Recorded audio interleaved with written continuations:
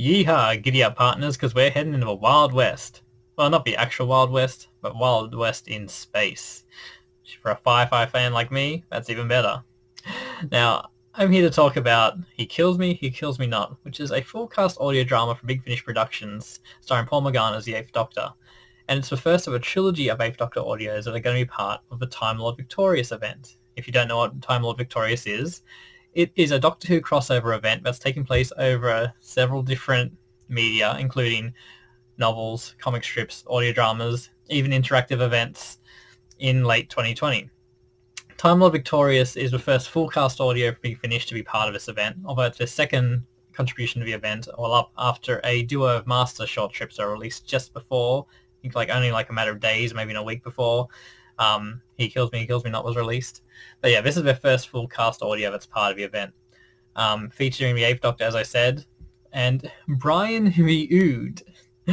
Now, this story is written by Carrie Thompson, and it features Paul McGann as the Eighth Doctor, as said, as well as Silas Carson as Brian the Ood, and I believe Silas has been the voice of the Ood.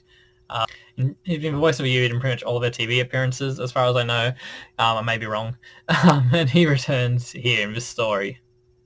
Now, as most of you may know, Time Lord Victorious is a very sort of loose crossover event.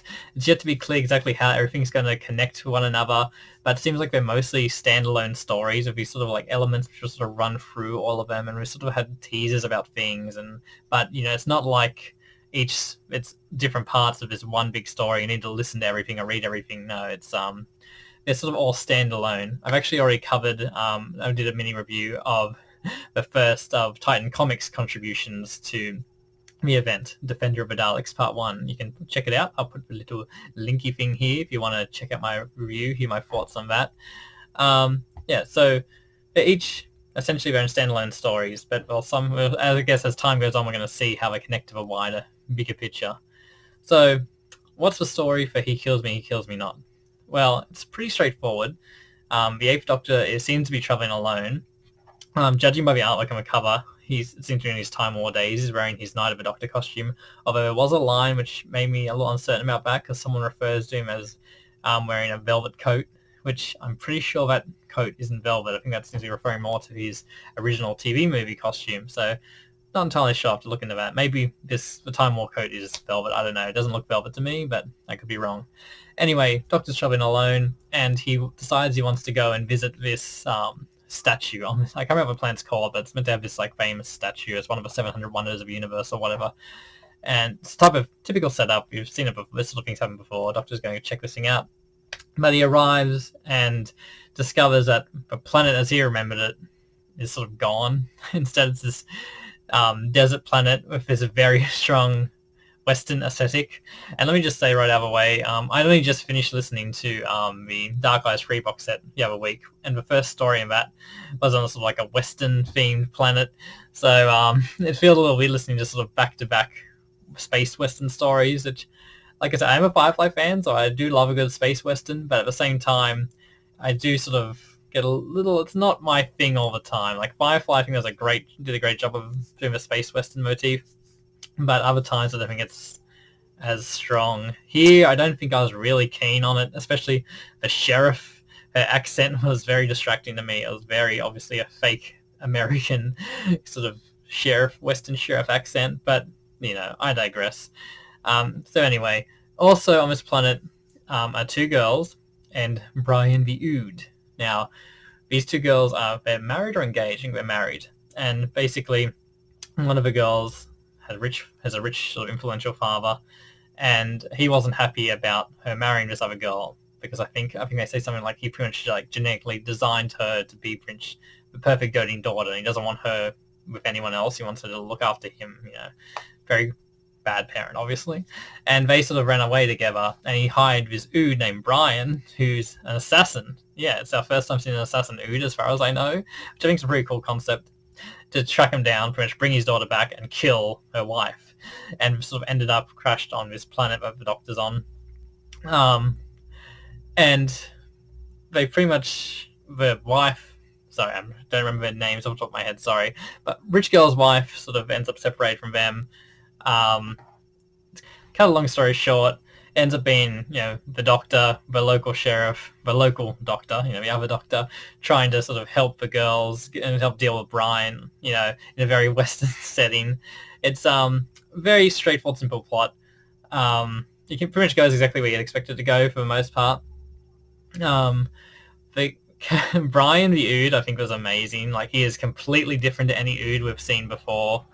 I love it. He calls his little the little orb thing we told. He calls it Mr. Ball, and that's his weapon. He used that to kill people, and he's psychotic. This is a psychotic Ood, people. This is as far as I know, this is our first psychotic Ood. He's not possessed by something. He's just flat out bonkers, and he's an assassin, and I love it. It was at first I didn't even think he sounded like the usual Ood. I was surprised when I was listening to behind the scenes, and I said it was the same guy. And yeah, so that's pretty me because he just seems so different, but at the same time, you can still tell he's an Ood. It was a great performance. I loved it. So for the most part, the main plot feels sort of inconsequential to me. I feel like it's sort of just there to present a few seeds that are going to be important in other parts of Time Lord Victorious. Like the Doctor saying how this statue he came to visit, it's gone, and this planet, it's nothing like it should be, and the planet where the two girls are from, it shouldn't exist. So you think someone's messing with time, and I think obviously this is going to be related to the broader events of Time Lord Victorious. Brian the Ood, I think I've heard he's meant to be appearing in other stuff, because he's sort of going to some spoilers here. If you don't want to hear, cut out now. Come back in like a minute. But yeah, Brian the Ood, he sort of disappears at the end because basically something sort of grabs the TARDIS, and the Doctor and Brian get taken with it, and the others all think they've just gone, and they sort of, everything's resolved with the two girls. Everyone's happy. They're in the town with the sheriff and the local doctor, whatever. But the Doctor and Brian are yanked away at the TARDIS, and then the Doctor's trying to save Brian, but he ends up sort of he's slipping away into the time vortex, and so he's sort of gone off. So I have a feeling like he's going to pop up in other places, because I'm fairly certain I've heard mention of him appearing in other parts of the event. And then the story ends, and you realise that it's the Daleks are the ones who just grab the Doctor and the TARDIS. So, and that's how it ends. It's a cliffhanger. So I feel like the main plot of the two girls running in the Western town, all that, I feel like that's all inconsequential, and it's all pretty much just set dressing for getting these few plot points out there, which is fine. I don't mind that. That's cool. Like, obviously, I think the next release in this trilogy is got the Daleks on the cover. I haven't really looked into it. I'm assuming the Daleks are in it. So I'm assuming this 8th Doctor trilogy will probably sort of follow on one from the other. And I'm assuming it's laying new seeds for other parts of the event. And I think that's pretty much what the main purpose was, to lay some seeds. Like, the Doctor's commenting on someone messing with time. And so I'm curious to see how it all links together, which is what I keep saying about every sort of Time Lord Victorious thing I read or listen to.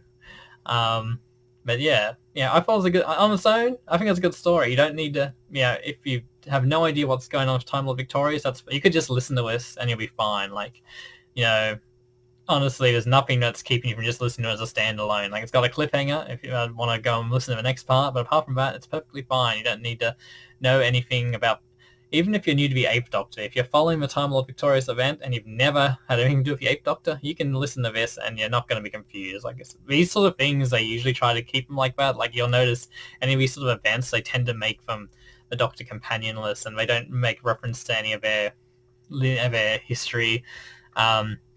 Like, this could really take any point in the Doctor's timeline. Like, if the cover indicates it's during the Time War, but there's that line that suggests to me that it's not.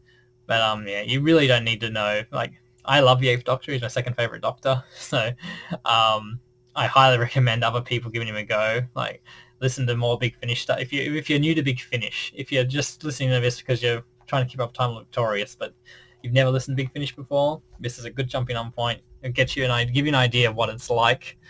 And I'd recommend going and picking up some more 8th Doctor audios, because they really are amazing. Paul McGann is an amazing Doctor, and he doesn't get enough credit. But anyway, so yeah, those are my thoughts. Just a quick few thoughts on He Kills Me Not. Overall, that was pretty good for the first Big Finish, or second Big Finish contribution to Time Lord Victorious. I feel like after it's all said and done and the dust is settled, we're going to be able to look back and see how these things connect more. But most parts so far, it's looking like it's all just sort of very standalone. But that's fine. I think that's, you don't feel like you got to go and buy everything to keep up to date. So anyway, guys, yeah, I'll let me know what you guys thought if you've listened to this. And yeah, feel free to check out my review of Defender of the Daleks. I'll be doing a review for the second issue of that sometime soon. So yeah, check that out. Anyway, guys, take care and happy listening or reading or whatever.